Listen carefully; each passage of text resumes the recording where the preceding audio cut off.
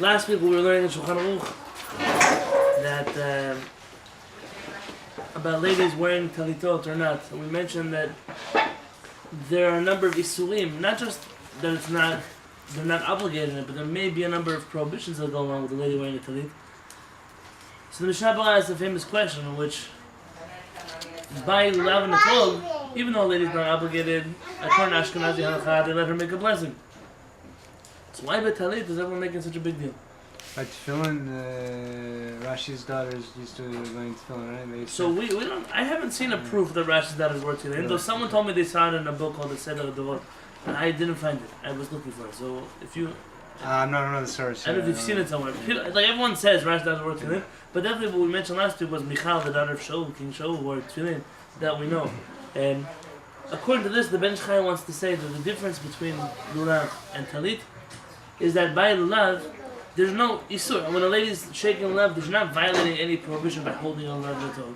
Whereas by a talit, there were a number of poskim who said that it might be wearing a man's clothing, it might be coming to lead her to wear shatnez, all kinds of things like that.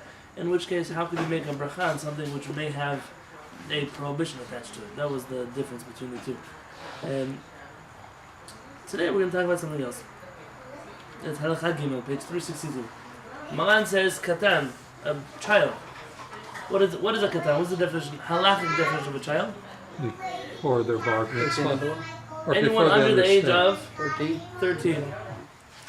So katan, someone under the age of bar mitzvah, hayodea lehitatef, he knows how to wrap himself in the talit. Aviv tzarich likach lo tzitzit lechelcho. His father must buy him tzitzit in order to teach him how to wear a talit. Why does his father has to buy for him and he doesn't have to buy for himself? He's a minor. Still a minor. He's a minor. Still a child. Yeah. So what? Can't afford to buy. Yeah, I mean... You can't, is it a practicality thing? He doesn't have money of his own? Yeah. The mitzvah of chinuch, education, when you do a mitzvah in order to learn how to do it later, whose obligation is that? The child's obligation? Is the child obligated to learn how to do mitzvah? No, the father's obligated to teach. Yeah, the father's obligated to teach, and therefore the father's obligated to teach. He must provide the tools that are necessary in order to learn. Haggad, the Rama interrupts you. Vidafka, this is only the case. Kshiodea la'atov shtei tzitzit lefanav u'shtayim la'acholav. This is only when he's old enough, not to throw a talit on his head. Everybody knows how to do that. This is when he knows how to put two behind him and two in front of him.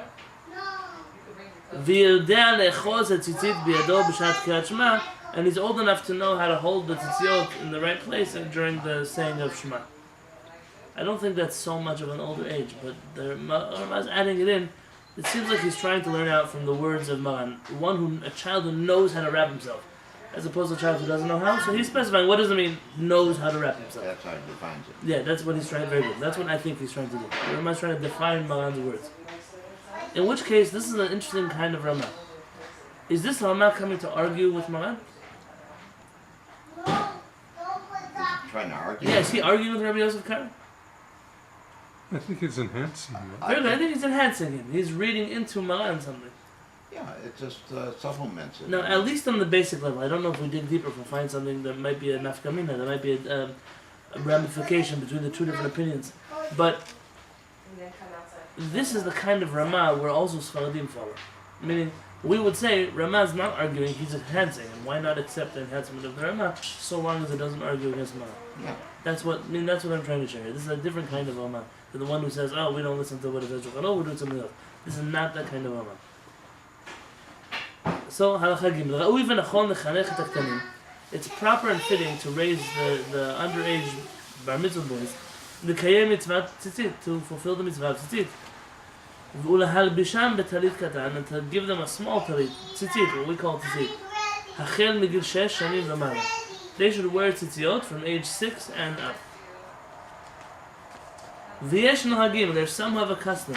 Midat chasidut, only out of extra piety. This is not a halakha. Out of extra piety.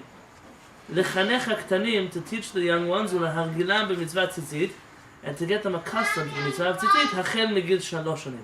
Once they turn the age of 3. This seems to be the prevalent custom on the Jewish street. Especially in communities where the custom of a chalakah and upshurn is prevalent. At 3 they give him a little kippah, they give him a little tzitzit, they're getting him used to it at 3. Now, this is an extra level of piety. According to all the opinions, we talk about when does the age of chinuch start. The earliest age of chinuch is 6. The latest is 9 or 10. 3 is not an age of chinuch. A 3-year-old is not obligated in Torah mitzvot, and you're not obligated to teach him Torah mitzvot. It seems that at 3 years old, though, that's when the kids started going to school. That's when he started going. It makes sense then to send him without a tzitzit. But you should know the practical difference here is when you have a 4-year-old who doesn't want to wear a tzitzit, he's just too hot. He's too. So don't make him wear a tzitzit. There's not your piety doesn't have to be his suffering. You understand? There's a lot of adults who feel it's too hot. Okay. No, we mentioned this halakha also that in many countries even the chief rabbis didn't wear tzitzit. We mentioned this before. But here, especially by a child, they don't wear tzitzit. They don't wear tzitzit. Only talitot when they pray. But Even tzitzit, today, if you don't wear tzitzit, people are gonna set out on a crusade against you. So today, what can we do? We give in I'm talking about because in foreign countries. in foreign countries, unfortunately, the ignoramuses are those who rule over Judaism, and not those who are knowledgeable in halakha. And so we have to sometimes take them into consideration. You know, when I moved into this house and I saw they had a meat and dairy sink, I was thinking I should take the stickers off because we don't hold halakha doesn't have a meat and dairy sink. But what's going to happen if someone comes to my house and he doesn't have a meat and dairy sink? Can't eat them. So I left the stickers so other people can feel happy that they see their stickers on the sink. V'katan, if there's a child he knows how to pray in the Bet Knesset. Litatef b'talit gadol, and he knows how to wear a big talit. Ra'ui v'nachon sheikne lo aviv talit gadol. It's proper that his father should buy him a talit. Kedei lechancho sheitregel lilbosh talit gadol b'shat tfilat shachrit. So he can get used to wearing a talit during shacharit. This is very important. You know, Al-Khanan, when we were in Yerushalayim, he wanted a talit, I bought him a talit. Fact of the matter is, since that day, he never put it on. Why? He's not old enough to understand what is a talit. He thinks it's nice because his dad wears it. But really, he can't sit for more than 30 seconds with it on his shoulders. So he's not the age of chinuch. There's a child that comes already to shul. He's sitting 6 years old next to his father, and he's praying at least part of the prayers inside of the community. Why should he be different than everybody else sitting in the room? He's also going to be an adult, so we all should wear a talit to teach a child how to be part of the community. Now, again, we're talking here so far according to Sfaradim. According to Ashkenazim, there's obviously going to be a different spin to this. Well, they story. could wear a katan. Oh, very good. So that's already relevant to any 6-year-old. But this is a 6-year-old who's like, he's taken the extra step to be serious about shul. For example, the Gabbai in our synagogue is 12 years old. Started when he was 11. But him, and sometimes he doesn't wear a talit, and I push him, hey, you have to wear a talit. You take shul seriously. He's there the whole tefillah. He's calling people up to the Torah. It's important, but it's not his fault. He goes to schools, he goes to places where boys don't wear talit.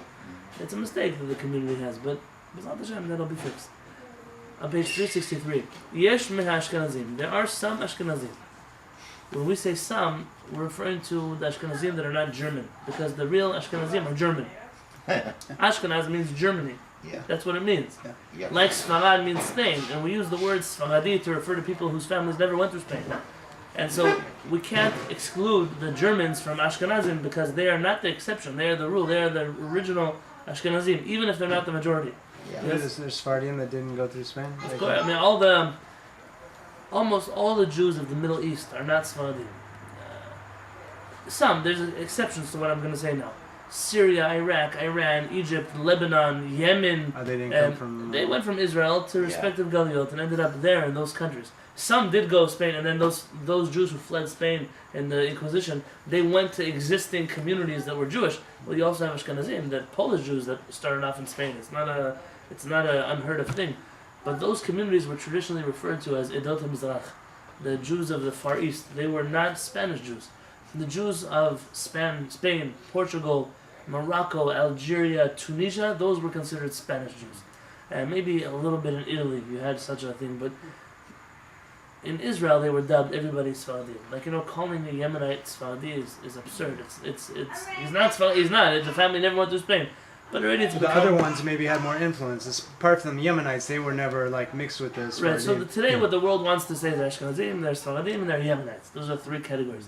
But anyone who knows anything about Ashkenazim knows that there's just as many divisions there as there are anywhere else. Hasidim, not Hasidim, inside of the Hasiduyot. What kind of...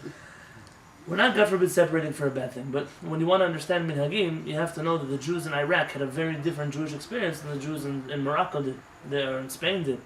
And those had influences on the actual practice of halakha. So we're saying some of the Ashkenazim, meaning here the majority of Ashkenazim. That's how I'm reading it. Nahagu, they have a custom, she'en habachurim haravakim, that single young men, kodem nisuehem, before they are married, lofshim talit gadol klal, they never wear a talit. They don't do it. V'yotzim midei chovat mitzvah tzitzit, and they fulfill their obligation of tzitzit with, Katan. very good, b'talit katan, shelofshim tachat habgadim. They fulfill that obligation with their tzitzit that they wear under their clothing. V'rak shehem shlichei tzibur, and only if they're the chazan, they go up to lead services. O kshem olim la-Torah, when they go up to get an aliyah to Torah, mitatfim b'talit gadol. They borrow a talit, maybe from their friends, maybe from the synagogue, and they wrap themselves in a big talit. Ulam, but minhag kol edot Sfaradim, all of the Sephardic communities, without an exception. Kama me'edot Ashkenazim, and some of the Ashkenazi communities. Sha'af ha'bachurim ha'avakim kodim nisuehem, that also the young single boys before their marriage, mitatfim b'talit gadol b'shat tefillah. They wear talitot during the general prayers, regardless of whether they are leading the services or not. I once went to a German Jewish community, and there's an interesting thing. The German Jews do wear talitot when they're single, but they don't cover their head with the talit unless they're married. That has sources in the Gemara, perhaps. It's a forced reading, but it's a reading of the Gemara that somebody who's not important shouldn't cover his head with the talit. What does it mean important? According to them, marriage is what makes you important. According to other people, I don't know, some people never become important. Everyone in their definition of this understanding of this piece. So I came in there, I was a Sephardi guy, I wear a talit, I cover my head with a talit, and I have a beard. Now in that community, two things. Only if you're married do you have a beard, and only if you're married do you cover your hair. And only if you're married do they give you aliyot to the Torah. Really? So I didn't know that. They called me up for an aliyah. And afterwards the gabbai gave me a blessing. I said, and ishto, and I said, I'm single. And the room went quiet, and he like, you're single? Like the end You're of the single? world. How did you get an aliyah when you're single? It was beside me. I felt so bad. I didn't know. He says, you were wearing a tallis over your head? You had a beard? It was almost like he felt he had been tricked by me. I wasn't tricking anybody. That's what I do. From then on, I'm always careful. I mean, now I'm not single anymore. But when I was going back, I always tell them, I'm sorry, I'm single. I don't get aliyah to your synagogue. Yeah, is that custom really followed? In some of the more gung-ho communities, you'll generally find that people who are not married are kind of in the sidelines of. It's not in an out-of-town place like San Diego, but unfortunately, and it's not a good thing. There was a world where order and discipline and distance were very important to the Jewish community. And like our rabbis say, "Kinat sofrim talmidei chachma," that when Torah scholars are jealous of each other, it causes them to learn more, to learn better. I want to outdo you, and our rabbi saw competition as being very healthy. When I asked our parents about it, they said, on this one, I'm Breslov. I said, what do you mean you're Breslov? You're not Breslov. He told me, Rabbi Nachman said that today competition is not healthy for anybody. People are fighting and they get jealous and they actually hate each other. And the more damage comes out from competition than anything else.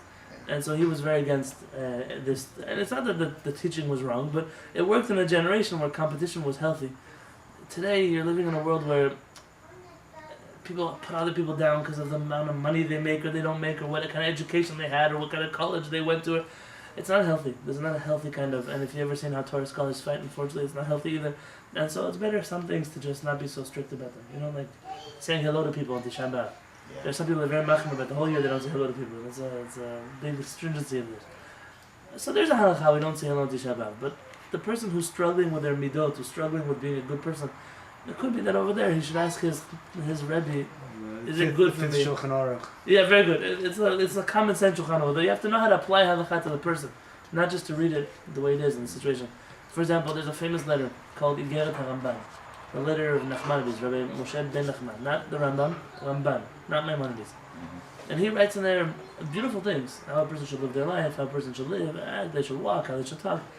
And in there, the Ramban tells his son, you should always walk hunched over, with your eyes on the ground. Never make eye contact with people when you speak to them. Be extremely humble. The Prophet said, in today's world, the first half of the letter you're allowed to follow, and the second half of the letter, if you follow, you're going to go to Gehenna. That's a sharp thing to say. He said, today people are struggling with depression, and people are committing suicide, and people have no self-esteem, they're lacking any self-respect and dignity, and he said to push them even more into this place, walk over, hunch down, don't make eye contact with anybody. That worked with a person who was very healthy. He was very proud of himself. So he needed a little balance in the other direction. He said, in today's world, you're going to break a person. You're going to destroy them. So you have to know how to apply teachings to a person who's today. It's not, God forbid, we're telling the Ramban he's wrong. Just the Ramban spoke to a healthy generation. We're unfortunately not the healthiest generation on the block, and we have to understand the Torah for ourselves. And so there are communities that are really strict about this whole marriage thing, but in some places, people aren't getting married when they're 18 anymore. They're getting married when they're much older, and to not be a real person until you're married is it's a tragic thing. People are not involved in communities, and they don't. It's a mistake. It's a mistake. In my opinion, I can't tell anybody what to do. There's an interesting Mishnah Berurah here I want to read to you. It's not in the book. I don't know why he didn't bring it down. But the Mishnah Berurah on this piece struggles. And why the Ashkenazi community has not made a bigger deal about the Mishnah Berurah struggle, I don't know. The Mishnah Berurah is pretty much the last halachic work that was written in Europe before World War II. And this is kind of what ended off the era of Ashkenazi Jewry. I mean, there were other books written right before the Holocaust, during the Holocaust, but as a halachic work that was accepted by the entire Jewish people, the Mishnah Berurah is probably the last one that came from Europe. Right before the Mishnah Berurah, there was a book called the Chayei Adam, Rabbi Avram Danzig, a very special person. He was not a rabbi of a community, not a rabbi of a yeshiva, he was a businessman, a traveling merchant, and he writes in the introduction to his book, he wrote many books on halakha. He was the Ashkenazi expert in halakha. Ashkenazi Jewry unanimously followed him before the Mishnah Berurah. And he wrote, he says, I know people will mock me when I write my book. They'll say, when did this man have time to learn Torah? He was so busy working, he was so busy traveling, he has a very emotional story he tells. He says, I always wanted to learn Torah, but what can I do? I have a family that I have to feed, I have a wife I have to take care of. I have to be able to provide for myself. He said, so I always traveled, and I never left the Torah. I brought the Torah with me. Wherever I went, I learned Torah, I learned Mishnah, I learned Gemara, I learned Halakha. He said, and that which our rabbis say, if you leave the Torah for one day, you'll end up leaving her for 2 days. He said, that only happens when you intend to leave the Torah. But when you try to run after the Torah, and just sometimes life gets in your way, the Torah runs with you also. He said, it doesn't run away from you. He said, and this is the proof, is that I can write these books on Halakha. When he passed away, he asked on his tomb, they shouldn't write the great rabbi, the tzaddik, posek gadol.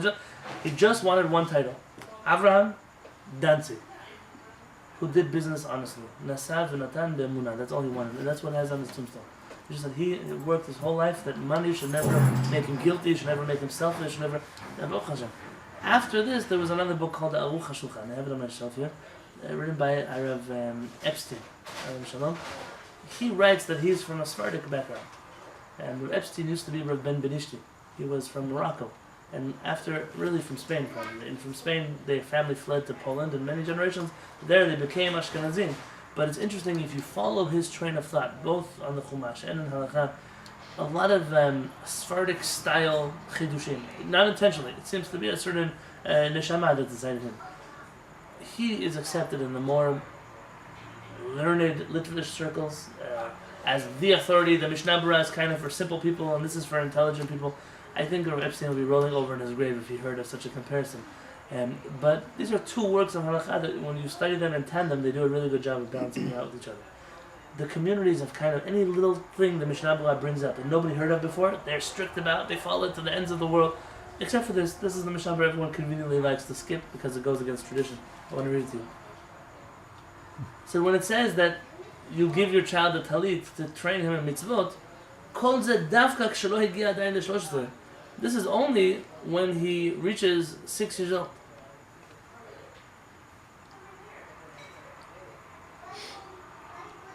אבל מ-13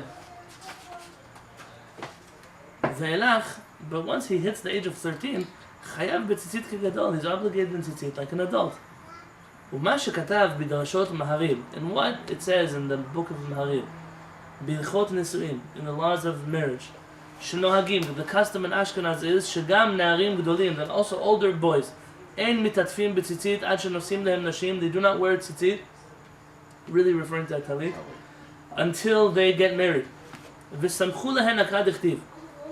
The Maharil says they rely on the verse which says גדילים תעשה לך, you have to wear tzitzit, וסמיך להן, right afterwards it says כי ייקח איש אישה, when a man marries a woman. And therefore they say these two mitzvot were put together in the Torah to show you when do you wear tzitzit, when you take a woman.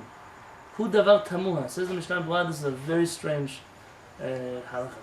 This is a very strange custom. Tamuha means that I'm bewildered by it. דען שלא יישא אישה, יהיה יושב ובטל מצוות ציצית. that until he gets married, he's going to sit and not fulfill the mitzvah of tzitzit? There are a few obvious answers to this question. Some, they're relying on the small tzitzit that they're wearing. We mentioned according to many poskim, that's not good enough. According to Kabbalah also, and we're not posek halachot according to Kabbalah, but it's important to know. The Arizal writes, Rav Chaim Vital explains that According to Pshat, there's also a problem. what? According to the Pshat. According to Pshat, there's a problem that it might not be big enough. It's just not it doesn't cover the shiur of what you need for a talit. When it comes to also into Kabbalah, so we find that the under tzitzit you wear underneath are the what represents the inner. I don't know Kabbalah. I'm just sharing. Pnimiyut, it's the internal side of a person's soul, and the talit is what surrounds a person's soul. It's the chitzoniyut. And according to Kabbalah, to have the complete mitzvah of tzitzit, you have to have both a small tzitzit and a big tzitzit. And that's why the Mekubalim were careful that even though they wore talitot, they also wore small tzitzit because you have to have both. These both things go together. It's not halakha. If you have one, you don't necessarily need the other one. Especially if you have a big one, you don't need the small one. But okay, here we're the Mishnah Berurah says he doesn't understand. He doesn't understand why this is the custom. And if the Mishnah Berurah says I don't understand, and it's a biblical commandment. Before we run after all the rabbinic stringencies in the world, you would think that the community would say, let's take on a biblical commandment before we take on anything else. Before we start adding more stringencies in kashrut and Shabbat, and let's take on something biblical. That would be the proper thing to do. But like I said, I'm far from giving Musar to people who are greater than me. Just, I would recommend for a community that holds of the Mishnah Berurah and observes the Mishnah Berurah to follow him also in this regard. Does he continue? Does he have a maskana or something? No, he just leaves it off like that. Question. That's a question that he leaves. It's interesting that the people who try to answer his question were all Sephardic. For example, one of them writes, I understand why the Mishnah Berurah. I have an answer. In Ashkenaz, it must have been that they of course they wore talitot. It can't be they didn't wear talitot. Rather, what was it? They borrowed a talit until they got married because they weren't supposed to own one until they got married. And when do they own one? When the wife sends a gift under the chuppah, she sends a gift of talit. But the Lama said that was not the custom. It's nice that we're trying to defend the Ashkenazi custom, but you can't defend the Ashkenazi custom with something that Ashkenazim were not accustomed to. So it's not that people borrow talitot, it's that they didn't wear talitot. And this is an old custom. It has its origins obviously in the Maharil, but okay, I'm leaving it as it is right now. Okay. So this is from the Mishnah Berurah. This is the Mishnah Berurah. I thought a little bit of this svara that people, they want to encourage people to get married. These things that you're talking about before about honoring people that are married. A lot of people, unfortunately today, in Yerushalayim, maybe here also, but you have a lot of people that, whatever. Also, I got married late. It's hard. You try to get married, but sometimes they're not as motivated as they could be. And you think the talit is going to be the motivator? I don't know. I'm saying if you give them, you know what I mean? You still want to make a distinction. Look, it says in the Gemara, what does it say? Lo karui ish or something like that. He's not called a man. He's not called, shrui below Torah, shrui below simcha. A man who's not married is considered not even a person. Okay, we understand. But here we still have a biblical commandment. I mean, this is a mitzvah. There are obviously reasons. I mean, I hear that. I struggle with the Mishnah Berurah. We're struggling together.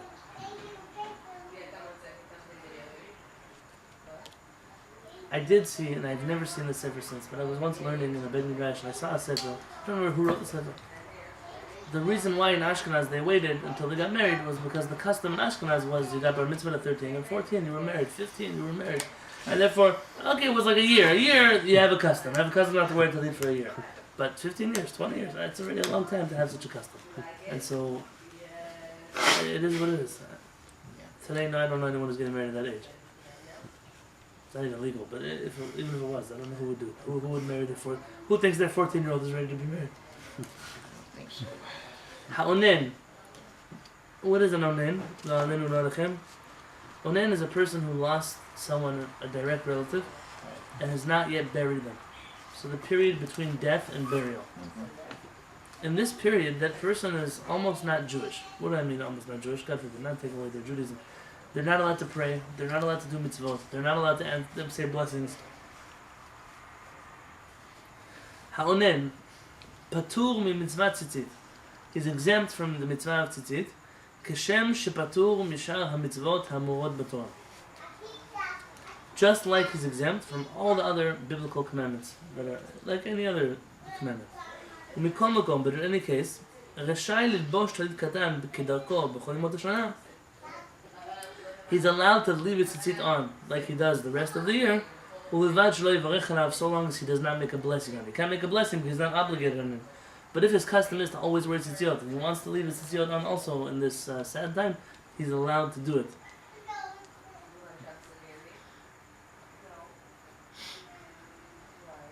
There's a big argument in the halakha. What happens if in this time period he ties tzitzit onto the corner of his clothing?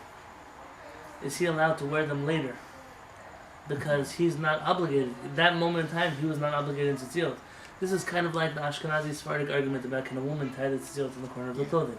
According to Sfaradim, yes. According to Ashkenazim, no. But this has direct ramifications later on if a Sephardic or Ashkenazi woman could wear tzitzit. According to Sfaradim, no. According to Ashkenazim, yes. Because one of them holds it's kosher and one of them holds it's not, and it gets to that argument we had last week. Here, you'd have a similar argument. I mean, is the onen only temporarily not allowed to wear tzitzit, and because it's only temporary, so long as it has passed, so the tzitzit are kosher? Or is it that he tied it at a moment in his life when it wasn't kosher? It's no different than anybody else who tied tzitzit when they were not obligated in tzitzit. That's to be figured out. V'ha'avel chayav b'tzitzit. And a person who's in mourning, what is mourning? From burial and on. Specifically, we're talking here about the first 7 days of Shiva. He's obligated in tzitzit. U'mitatef b'talit gadol, b'tfilat shacharit. He wraps himself in the talit on the first day of mourning. Even on the first day of his mourning. Even though the custom is, especially amongst Sfaradim, that on the first day, a mourner does not wear tefillin. But talit he does wear. The talit he does wear. Is that the custom among Ashkenazim too? I don't know. I remember there's an argument in there, how late in the day, what happens, what... I'll tell you the truth is, I'm always worried about learning the laws of Avilut, so I just... we learn them, but we learn them fast. It's not correct. We're a little afraid. What can I say? So this should only bring us bracha. We should never have to know these halachot. That's what I'm blessing us all with. None of us should ever have to use them. Well, at a funeral, you're not supposed to wear your tzitzit Outward. That's an old custom found in the Gemara. I've seen people today that question this custom. Why, I don't remember. But the Gemara mentions you shouldn't walk around. See, people, once they pass away, they no longer have the ability to perform mitzvot. So there's a prohibition called lo'eg larash.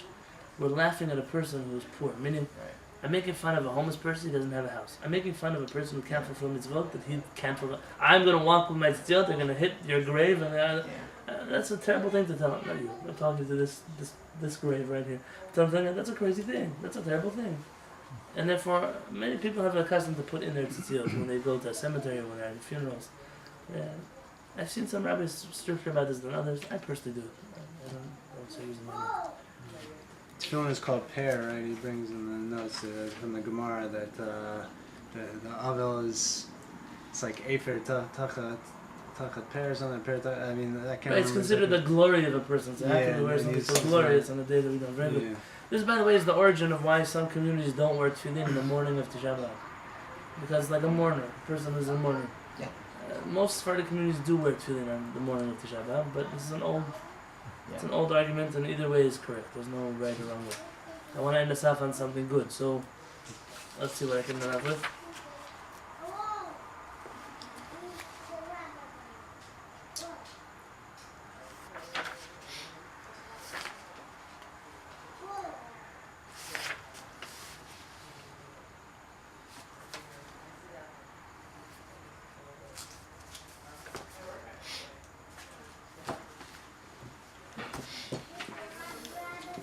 I think that in a world like today, the son once came to my father and said, "How do I get my bar mitzvah age son to come to shul?" My father said, "How old is he?" He said, 13. I said, "If by 13 you haven't made it important for you to take a kid to shul, it's already too late." Not dooming a person, but certain good things in life come from hergilim, from good, almost a routine a person gets into. A person comes every day, they know they pray, every day they know they make brachot, every day. If we teach a person young enough, it already becomes part of their lifestyle, and it's no longer a struggle. They're not giving up their time in the morning. They're not giving. When we wait, we'll push it off. It's much better if a kid is already doing something. Why not? If your kid wants to wear a talit, why not? in the countries that we came from, 9, 10 years old, boys already wearing tefillin. Why? If they want to wear tefillin, at 13, boys already may not want to wear tefillin. It's some things you just jump on the bandwagon. And Chacham Aruch Siman had a beautiful story. He used to pray nets every morning at sunrise every morning. That would be the best thing if we could one day do such a thing here. One day, B'ezras Hashem. And Chacham Aruch Siman had a minyan every morning, and many people came. And Shabbat morning especially, he prayed nets. And many families would come to this minyan. They would eat early, they would pray early. And there was one Rosh Hashiva who would always bring his children to come pray. And like us, all the kids would come up to the Torah, boys and girls, and they would sing Yimloch Hashem Le'olam Elokai Yitzion Ledova Dova. Right? Everyone sang together, all the kids, and then they would throw candies at the children. What? Throw the lollies. Throw the lollies, very good. For you know, from Chacham Aruch Siman, I learned that it's also okay for little girls to go out. Meaning, he did it in his own Beit Knesset. There was once a little girl, she came to shul, and she asked her father, said, is it tzniut for me anymore? Is it sanua for me to go up to the Torah? I'm already a little bit older, I'm 11, I'm 10. Maybe I shouldn't go into the shul in front of all the men. And so the father said, listen, I'm a Rosh Yeshiva, but I don't have a good answer to your question. Let's go ask Chacham Aruch Siman. So they came a little bit early to the shul. And they went to Chacham Aruch Siman. Chacham Aruch Siman was so happy to hear the question. And he said, you should know that if you already feel that maybe it's not sanua, then probably you're old enough that you shouldn't come to sing of the Torah. And she accepted him. She loved him. She accepted it. But nobody realized how sad she was to be behind the mechitza then. As Chacham Aruch Siman made it a point that every time when they threw candies, you'd always take one and take it over to the ladies section and give it to this little girl. He said, don't worry, you're not going to lose out on your candy just because you want to be more tzanua. Sometimes when a person's at a younger age and they're more, their heart is open to something, their mind is open to something, that's the time. Let it. Don't wait. Don't be such a stickler for the rules. Sometimes that's the time to push people forward into bigger and better things. And I don't know Baruch Hashem. We should come to learn on good occasion. Thank you for learning here with us. I want to, for me, it's a big zechut. And the old custom in most Jewish communities was every night, before, once the baby was home, the people would stay up and learn the whole night. Around the so whole night, I don't know what we can do, but tomorrow night, I hope to have Kollel here. There won't be any toy cars to assemble. Thank you to the guys who are there. And we'll learn here tomorrow night also, and I'll tell the guys who weren't here tonight that there is Kollel tonight, and we'll see you tomorrow at 8:30. Here, gentlemen. Thank you very much. Learning is a big deal, Oh, we finished the Siman. Siman Tov, Mazal Tov, Mazal Tov, Siman Tov, Siman Tov, Mazal Tov, Mazal Tov, Siman Tov, Mazal Tov, Mazal Tov, Siman Tov,